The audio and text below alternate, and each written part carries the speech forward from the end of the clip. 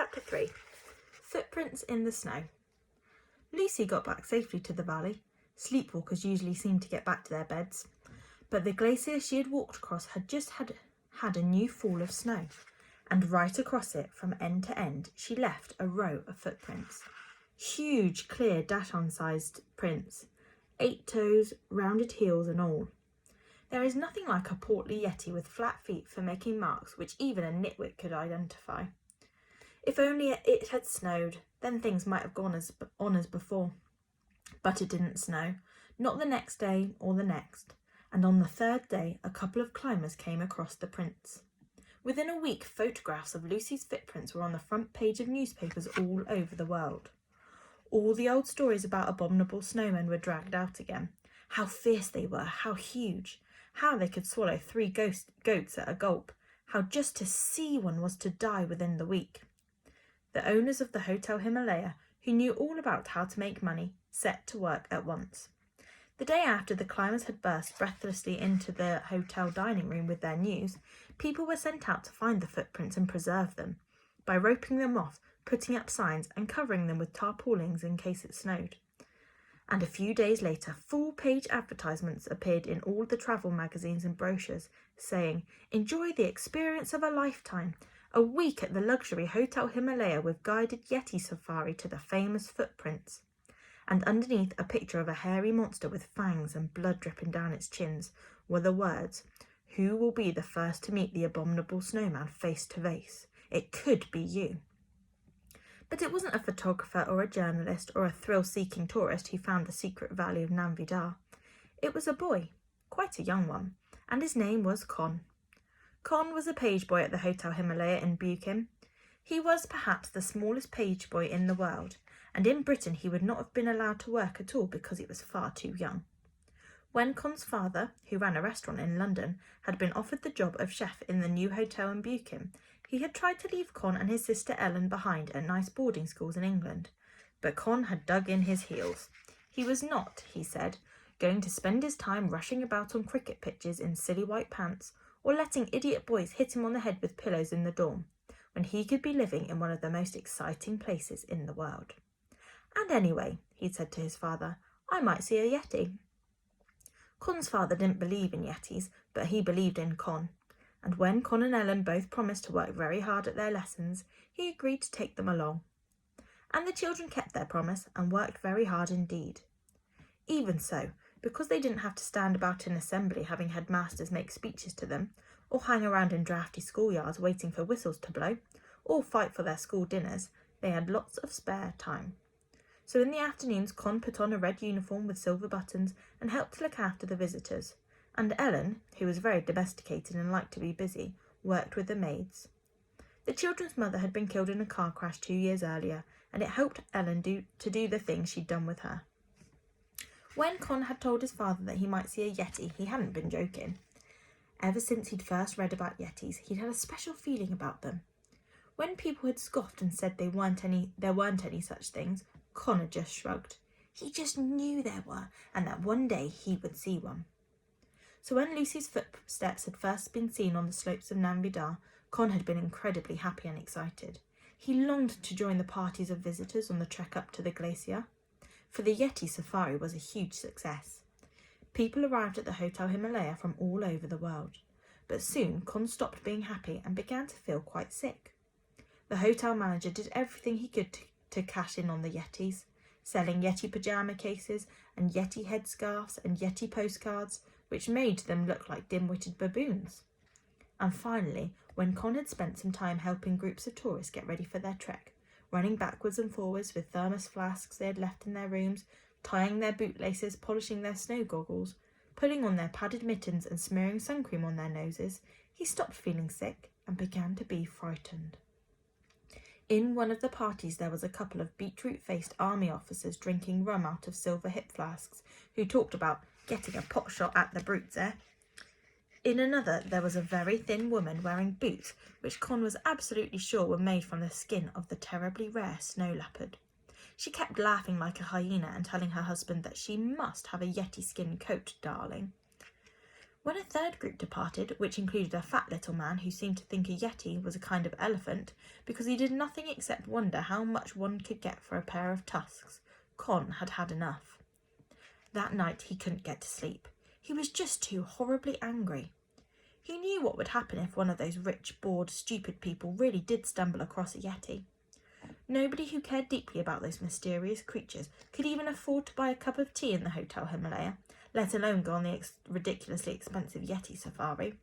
So it was only a question of time. I wish they had never found those footprints, he said to himself, and then he knew what he had to do. He woke an hour before dawn, dressed quickly in the warmest things he had, and began carefully and methodically to pack his rucksack. He had been out hiking many times and knew what he would need. But he also knew that he was planning something very dangerous and probably very foolish. He left a note for Ellen and his father, then he slipped out of the hotel. The route up to the glacier was not hard to follow. It had been well trampled the last few weeks. There were fixed ropes at the more difficult places, and it was certainly no harder for Con than for the little fat man. He reckoned on cutting the time the guided parties took by several hours, because they moved very slowly, with frequent stops for tea and titbits. And in the early afternoon they stopped at a specially prepared campsite with fires blazing and servants rushing about with hot meals and drinks. Even so, Con was expecting to spend at least one night well above the tree line at a dangerously high altitude. By mid-afternoon, exhausted and breathing with difficulty in the thin air, Con was standing on the glacier in the shadow of the huge, towering rock face which made up the eastern shoulder of Namvidar. It was easy to find the footprints. Already hundreds of tourists had shuffled around them, but now it was over. When he was finished, the mountains and their secret inhabitants could find peace again. He had to hurry. If he did not get off the glacier and find some kind of shelter before nightfall, then he would die. No doubt about it. All he needed to do was remove the protective covering and let the snow clouds which were gathering in the west do the rest. He pulled the heavy tarpaulins aside and then, to be absolutely sure, he started kicking snow into the prints, trampling in them so that they were completely obliterated. He followed the prints, kicking and stamping, all the way to where the snow of the glacier ended, and the footprints, if you followed them the right way, letting the heels lead you, stopped. Over this great cliff of rock the yeti must have clambered, but a human being could not hope to follow. No less than 3 mountaineering expeditions, with the newest equipment, had tried to conquer the eastern ramparts of Namvidar and failed.